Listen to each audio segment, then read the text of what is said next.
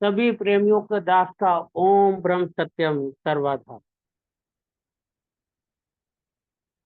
आज का विषय है दुख तथा सुख। दास गुरुदेव ने कहा पुस्तक से, प्रेमियों द्वारा महाराज जी से पूछे गए कुछ प्रश्न, वह महाराज जी द्वारा उनके दिए गए उत्तरों के आधार पर इस विषय को रखने का प्रयास करेगा। गलतियों के लिए दास संगत से क्षमा की यह समझ।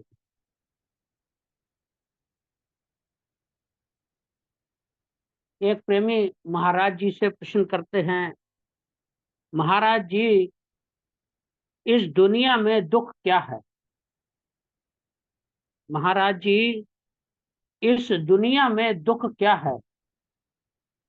महाराज जी उत्तर देते हैं, लाल जी, जिस वस्तु की यह मन इच्छा करता है एवं उसमें सुख प्राप्त करने की कल्पना बना लेता है, जब वह पूर्ण नहीं होती तो दुख का जन्म हो जाता है। अर्थात मन की चाह की अपूर्ण हालत का नाम ही दुख है।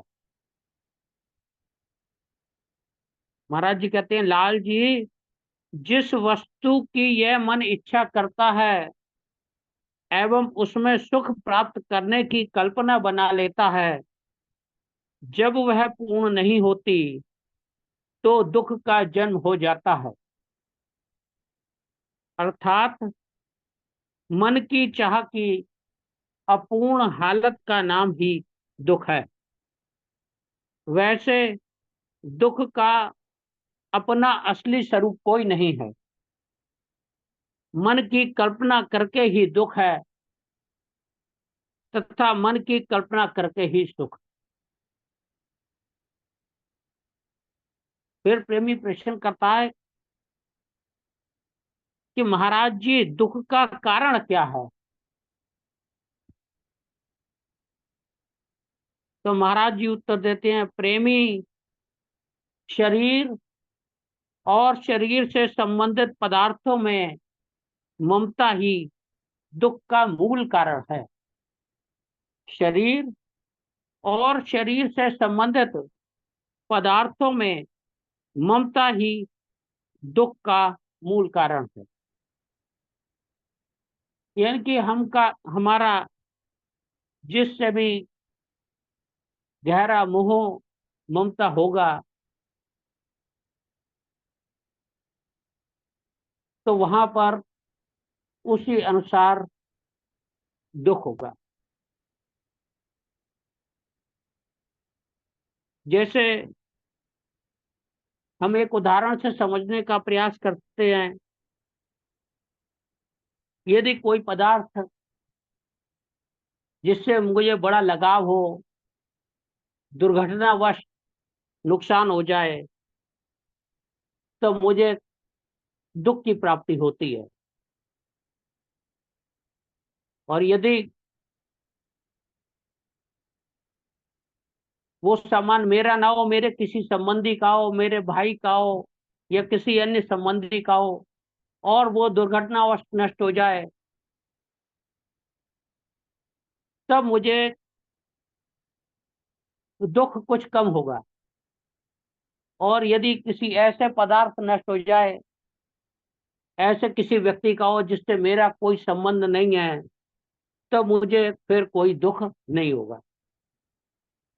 यानी कि जितना मेरा मोह, जितनी मेरी ममता उन पदार्थों से जुड़ी होगी, उसके नष्ट होने पर दुख भी उतना ही गहरा होगा।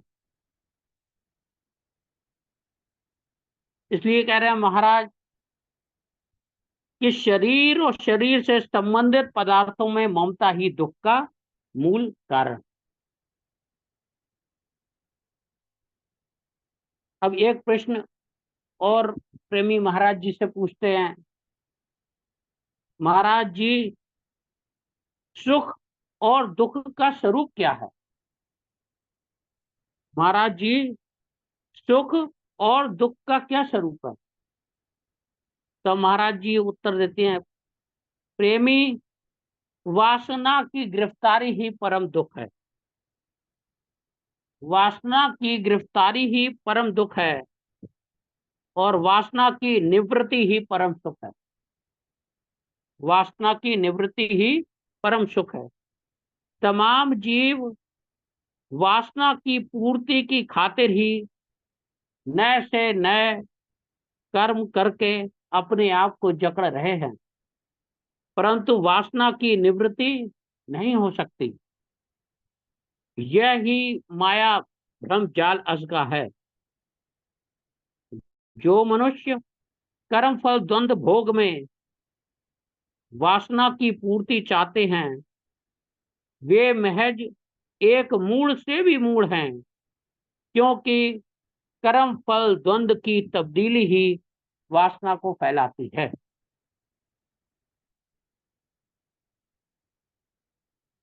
तो महाराज कहते हैं, वासना की गिरफ्तारी ही परम दुख है और वासना की निवृत्ति ही परम सुख है। लेकिन हम संसार पर नजर डालें और अपने जीवन पर भी नजर डालें तो हम देखते हैं कि हम वासना की गिरफ्तारी, महाराज तो कह रहे हैं परम दुख है, लेकिन वासना की पूर्ति में हमें सुख प्राप्त होता है। और इस वासना की पूर्ति की खातिर और हम नित नए अंजाम खड़े करते हैं। ज्यादा से ज्यादा मेहनत करते हैं, ज्यादा से ज्यादा संपत्ति बनाने का प्रयास करते हैं, जिससे ज्यादा से ज्यादा सुख के साधन एकत्र कर सके और उन्हें भोग कर वासना को पूर्ण कर सकते, जिससे हमें सुख प्राप्त हो। वाणी में भी महाराज कहते हैं, जेती संपत्ति पाविए उतना घना कलेश, मन नहीं धीरज पकड़े दुखिया रहत हमें। जेती संपत्ति पाविए उतना घना कलेश, मन नहीं धीरज पकड़े दुखिया रहत हमें। तो महाराज कह रहे हैं, जितनी संपत्ति होगी उतना घना क्लेश होगा, लेकिन हमारी बुद्धि इस बात को मानने को तैयार नहीं और इसके ठीक उलट चलती है कि हम ज्यादा से ज्यादा संपत्ति प्राप्त कर ज्यादा से ज्यादा सुख प्राप्त करना चाहते हैं। जबकि महाराज कह रहे हैं, वासना की निवृत्ति ही परम सुख है, लेकिन हमारी बुद्धि इसके उलट कि वासना की पूर्ति ही परम सुख है, इसमें विश्वास करते हैं।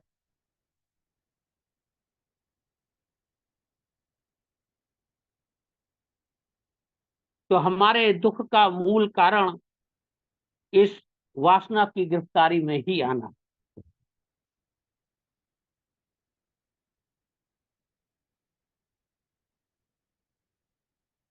अब महाराज अपने ग्रंथ ग्रंथि समता विलास में वासना विवेक चैप्टर में लिखते हैं, जीव की अशांति का कारण एक वासना ही है, जिसकी कैद में आकर अनेक प्रकार के कौतुक को देखता है और भोगने के यत्न में लगा रहता है। वासना का बंधन ही भ्रम मूल है और यह ही भव दुस्तर है। जब तक पूर्ण सद्भाव से यत्न न किया जावे, तब तक निर्वास होना कठिन है। प्रथम, इस भ्रम में फंसे हुए जीव को पता ही नहीं लगता कि वासना दुख का कारण है या सुख का। यानी वासना ही को पूर्ण करते करते अनेक प्रकार के सत असत कर्मों के भोग में हर वक्त चलायमान रहता है, मगर शांति को प्राप्त नहीं होता। इस अधिक दीर्घ रोग का सही विचार करना और फिर सत उपाय करना ही असली ज्ञान है। तो महाराज जी कह रहे हैं कि जीव की अशांति का कारण एक वासना ही, और इस वासना की कैद में आकर जीव अनेक प्रकार के कौतुक को देखता है और फिर उसे भोगने का प्रयत्न करता है।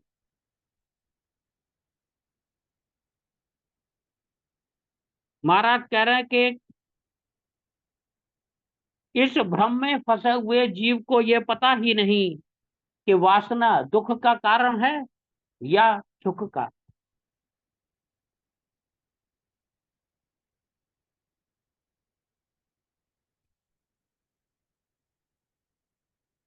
वासना दुख का कारण है या सुख का, यानी कि वासना ही को पूर्ण करते करते अनेक प्रकार के सत और असत कर्मों के भोग में हर वक्त चलायमान रहता है।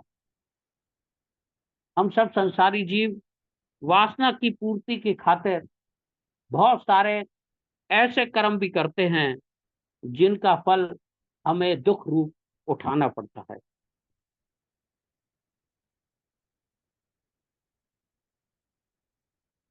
और इसी के कारण महाराज कह रहे हैं कि शांति प्राप्त नहीं हो सकती, और ये एक दीर्घ रोग है। और इस दीर्घ रोग का विचार करना और फिर सत उपाय द्वारा इस दीर्घ रोग से मुखलसी हासिल करनी, महाराज कह रहे हैं ये ही असली ज्ञान।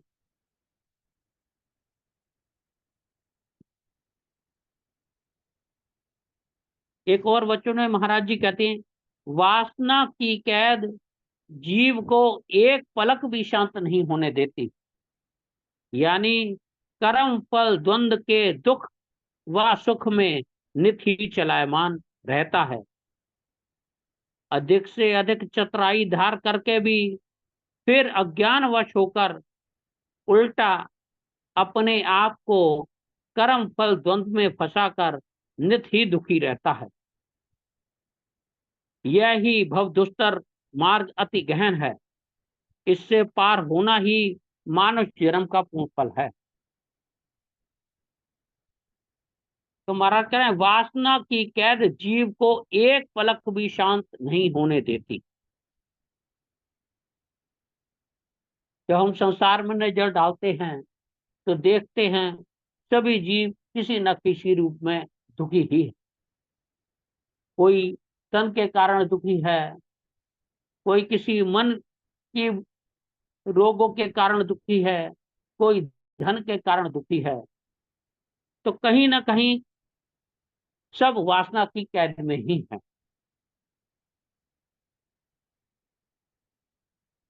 गोस्वामी तुलसीदास जी भी कहते हैं, कोई तन दुखी, कोई मन दुखी, कोई धन बिन रहत उदास, थोड़े थोड़े सब दुखी, सुखी राम के दास। कोई तन से दुखी है, कोई मन से दुखी है, कोई धन की कमी के कारण दुखी है, यानी कि सब किसी न किसी रूप में दुखी ही है।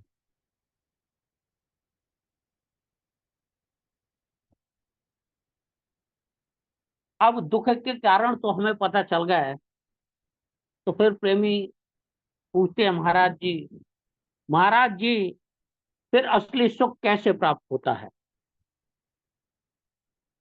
महाराज जी असली सुख कैसे प्राप्त होता है?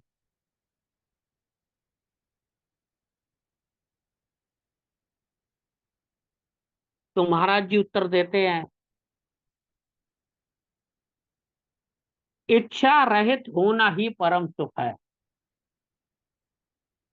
इच्छा रहित होना ही परम सुख है, और इच्छा सहित होना ही परम दुख है। अब इच्छा रहित कैसे हूं? महाराज कह रहे हैं, चाहे कोई गृहस्थी है या वृत्ति, असली सुख आत्म प्राण होने से ही प्राप्त होता है। चाहे कोई गृहस्थी है या विरक्ति है। असली सुख आत्म परायण होने से ही प्राप्त होता है, जो खुशी गमी से ऊंचा है। मालिक के कुल का कानून सबके वास्ते बराबर है। जो सतमार्ग की तरफ जाएगा वह शांति को प्राप्त होगा, और जो अभिमानवश होकर उपद्रव करेगा वह परम दुखी होवेगा। यह सार सिद्धांत है।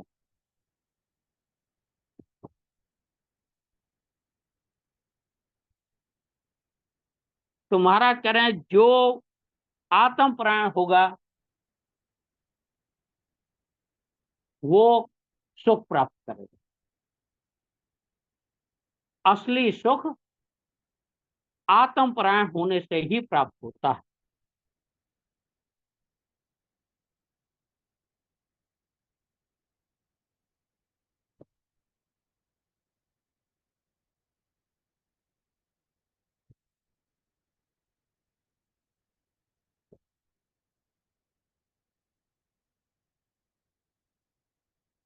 महाराज जी अपने ग्रंथ श्री समता विलास में लिखते हैं, कर्तापन का अभिमान ही वासना रूपी जाल को उत्पन्न करता है। जब तक इस मूल भ्रम का अभाव न हो जावे तब तक वासना निवृत्ति नहीं होती, और जब तक वासना में जीव बंधा हुआ है तब तक जन्म मरण के दुख से छुटकारा नहीं मिलता। इस वास्ते निर्मल विचार के द्वारा अपने भ्रम का छेदन करना ही कल्याणकारी यत्न है। इस वास्ते निर्मल विचार के द्वारा अपने भ्रम का छेदन करना ही कल्याणकारी यत्न है।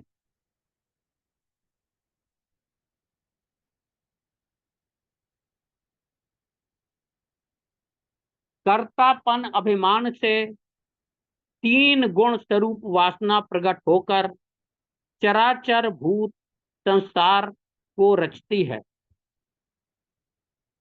और हर एक जीव इस त्रैगुणी वासना में बांधा हुआ अनेक प्रकार से कर्म करता है, और वासना के अद्भुत सागर में बारंबार गोते खाता है।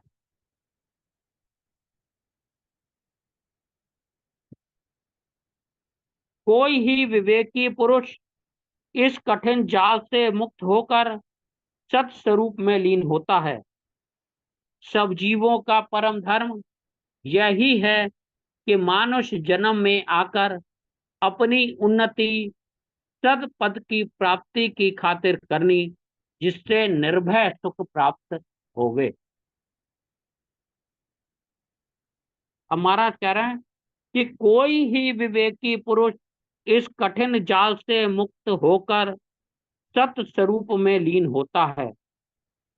सब जीवों का परम धर्म यही है कि मानुष जन्म में आकर अपनी उन्नति सतपथ की प्राप्ति की खातिर करनी, जिससे निर्भय सुख प्राप्त होवे। तो हम सब चाहते तो सुख हैं, तो इसके लिए महाराज कह रहे हैं कि हमें आत्मपरायण जीवन जीना चाहिए, जिससे जो तृष्णा की आग हमारे मन में लगी रहती है, जो दुख का मूल कारण है, उससे हम बच सकते हैं। वाणी में भी महाराज कहते हैं, तृष्णा में आवे तृष्णा में जावे, देखो जग की रचना, बिन प्रभु नाम आवे नहीं धीरज, देख भरम ये सपन। हम सब तृष्णा में आ रहे हैं और तृष्णा में ही जा रहे हैं, और महाराज कह रहे हैं जग की रचना ऐसी ही है, और बिना प्रभु के नाम के हमें धीरज प्राप्त नहीं हो सकता। यानी कि यदि हम सुख चाहते हैं तो हमें आत्मपरायण जीवन जीना ही हो। एक और जगह वाणी की लाइन में महाराज कहते हैं, राजा दुखिया राणा दुखिया, दुखिया कुल संसार, मंगत सुखिया शोभया, जिस शोभा पाई करता। यानी कि राजा भी दुखी है, राणा भी दुखी है, और पूरा संसार महाराज कह रहे हैं दुखी है, और सुखी केवल वही है जिस शोभा पाई करता, यानी कि जिसने ईश्वर की शोभा का गुणगान किया है उसे ही जाना।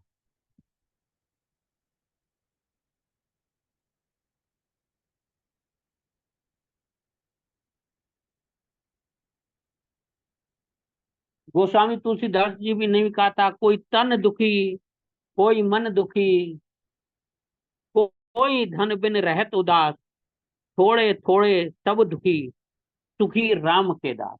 यानी कि जो राम के दास हैं, जो राम के बताए हुए मार्ग पर चल रहे हैं, वो ही सुखी हो सकते हैं। बाकी संसार का हर जीव अपनी अपनी वासना की कैद के कारण दुखी ही है। तो महाराज जी ने हम सबको 5 नियम बताए हैं, सादगी, सत, सेवा, सत्संग और सत्संग। हम जितने जितने अंशों में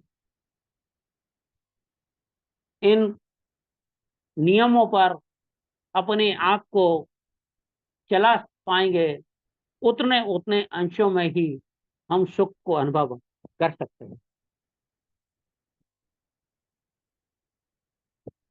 सादगी का एक नियम ही हमें बहुत सी वासनाओं के अंधकार से बचा लेता है, बहुत सी तृष्णा के विकार से बचा लेता है। इसीलिए महाराज ने हम सबको ये नियम दिए, सभी प्रेमियों को या पूरे संसार के लिए, कि हम इस तृष्णा की आग से बच सके, क्योंकि ये तृष्णा की आग सभी जीवों को परेशान करती है। पूरा संसार इसमें जल रहा है।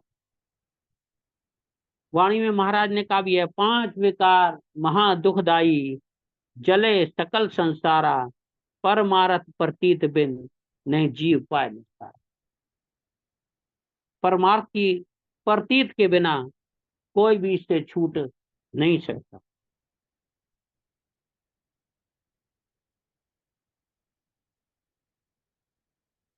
हमें इच्छा का गहरा रोग लगा हुआ है, और इसी रोग के कारण हम सब ही दुखी हैं।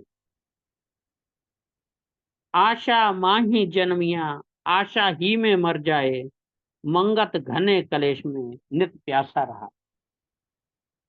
इस आशा और तृष्णा की आग हमें जन्म से लेके मृत्यु तक लगी रहती है। महाराज कह रहे हैं यही कलेश है, और इस कलेश में रहते रहते प्यासा ही जीव इस दुनिया से चला जाता।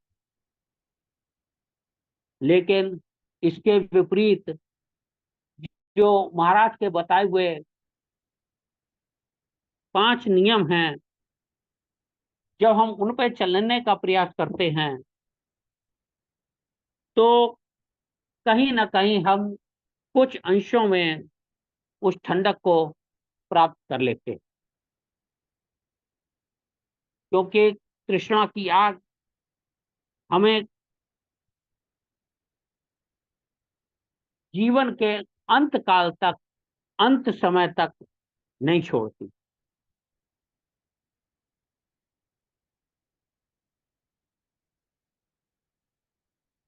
दुख मुझे जीवन भर लगे रहते।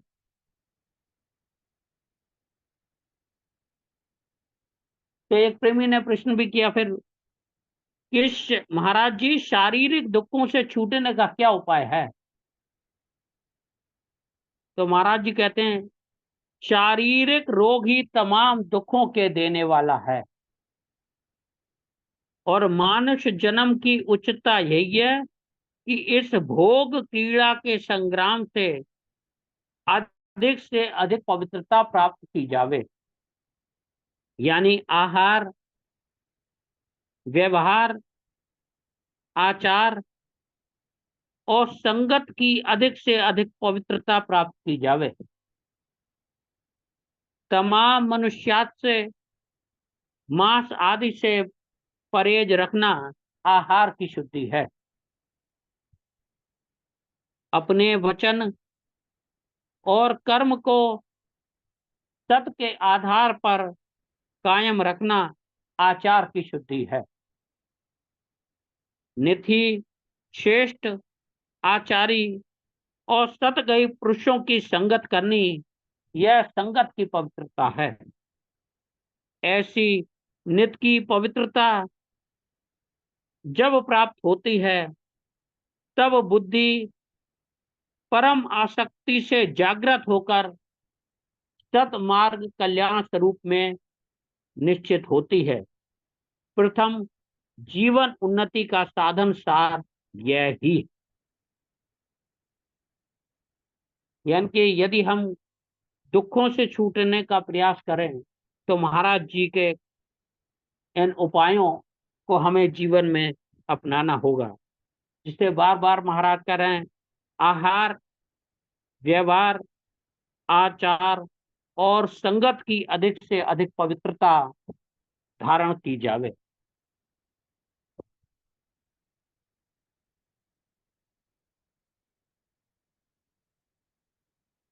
जब तक